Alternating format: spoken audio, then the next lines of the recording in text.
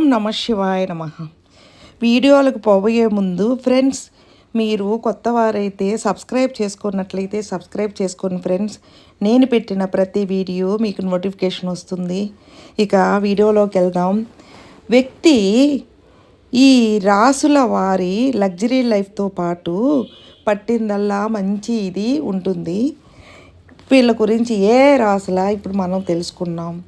వ్యక్తి జాతకంలో శుభస్థానానికి సంబంధించి ప్రత్యేక యోగం ఏర్పడితే ఆ వ్యక్తి జీవితంలో ఎటువంటి లోటు ఏర్పడదు. 2 రాసుల కలయిక ద్వారా ఈ యోగాలు ఏర్పడతాయి.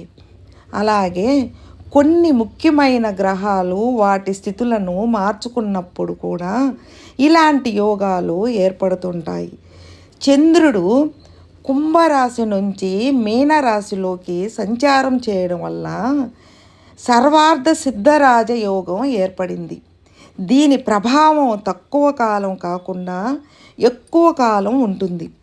ఈ సిద్ధరాజ యోగం వల్ల ఏ రాశుల వారికి కలిసి రానుందో తెలుసుకున్నాం. ఇప్పుడు మనం మిథున రాశి వారికి వృత్తి జీవితంలో ఉన్న వారికి ఆదాయం చాలా పెరుగుతుంది. కష్టపడి పని చేయడం వల్ల ప్రశంసలు లభిస్తాయి. ఉద్యోగస్తులు కొత్త బాధ్యతలు స్వీకరిస్తారు. విదేశాల్లో చదవాలనుకున్న వారికి కోరిక నెరవేరుతుంది. కుటుంబ సభ్యులతో కలిసి విహారయాత్రకు లేదా తీర్థయాత్రలకు వెళతారు.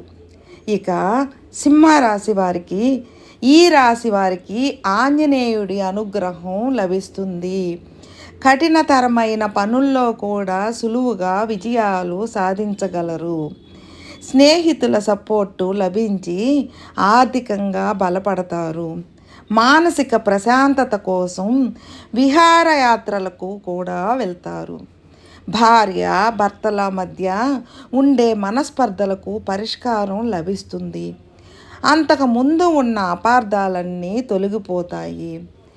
ఇక కన్యా రాశి వారికి ఎంత కష్టపడితే అంత ఫలితం దక్కుతుంది.